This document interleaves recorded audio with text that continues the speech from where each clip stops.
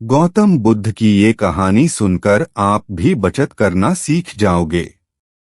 किसी गांव में सुखदेव नाम का एक बूढ़ा आदमी रहता था। वह बहुत ही समझदार और अनुशासन प्रिय व्यक्ति था। उसका भरा पूरा परिवार था।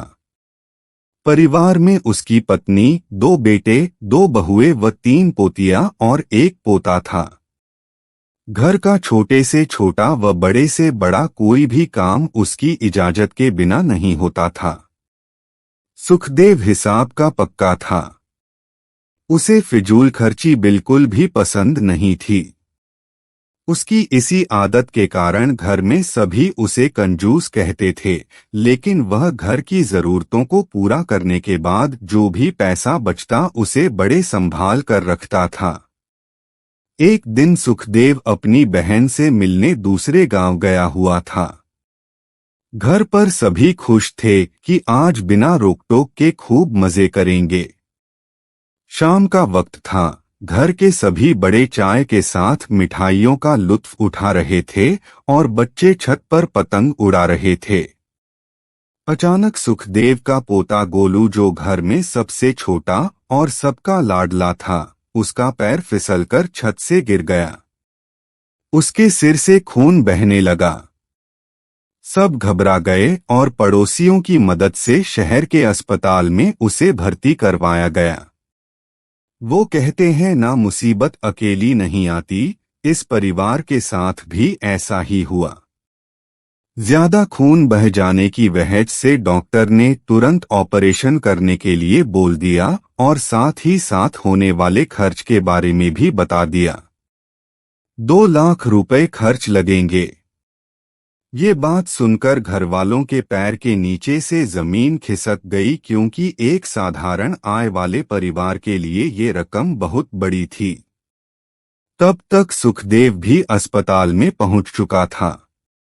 जब उसे पूरी बात का पता चला तो उसने डॉक्टर को तुरंत ऑपरेशन करने के लिए कह दिया। घरवाले उसका मुंह ताक रहे थे कि उसने ऑपरेशन करने के लिए बोल तो दिया, लेकिन पैसों का प्रबंध कहां से होगा।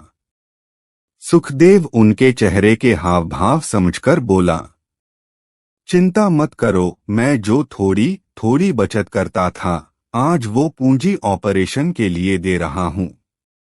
ये बात सुनकर सबको राहत भी मिली और सुखदेव की बचत करने की आदत का महत्व भी समझ आ गया।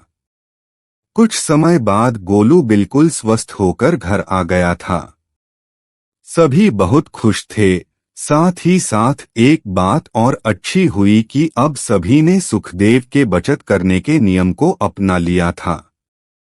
घर के सभी सदस्य अपनी जरूरतों के बाद बचे पैसों को खर्च करने से पहले सोचने लगे और कुछ पैसे बचाने की कोशिश करने लगे। अब घर में सभी बच्चों के पास गुल्लक थी, जिसमें 1-1 या 2-2 रुपए के सिक्के जमा किए जाते थे। उस एक हादसे ने सबके जीवन को बदल दिया था।